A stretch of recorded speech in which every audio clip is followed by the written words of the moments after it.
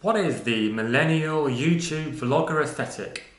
It's the world wrapped in a pink ribbon, it's fat-free yogurt, it's people doing yoga next to their frappuccino. It's a lone bird floating through a navy blue sky.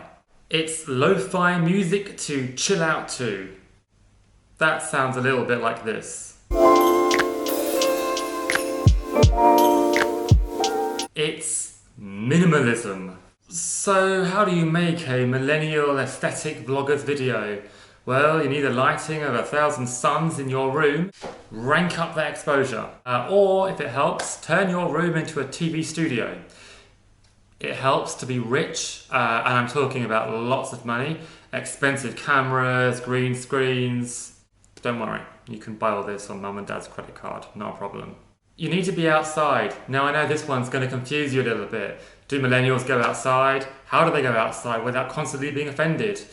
Well, it's quite a difficult question, but a little bit of practice enables you to go outside. I recommend going outside when it's 5 in the morning, like I did in one of my other videos, where there's nobody else to scare you. You can also go to one of those nice lush parks that millennials love going to, get out the yoga mat and start doing some stretches on the green parks. Or you can just download the footage from a stock website. Again, mum and dad's credit card, perfect. One thing that YouTube vloggers love talking about is minimalism. They love telling you how they got rid of all their stuff to live in pure isolation, like a plastic bag floating through the wind. How many YouTubers have you seen talking to you with black t-shirts and white backgrounds, looking simple, looking cool?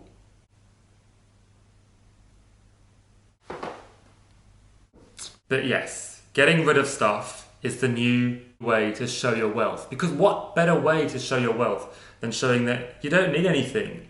Remember, you're now rich, so your biggest problem is getting rid of all the stuff that you've accumulated. I recommend doing a video where you donate your clothes to the peasants. Next, you need good editing skills.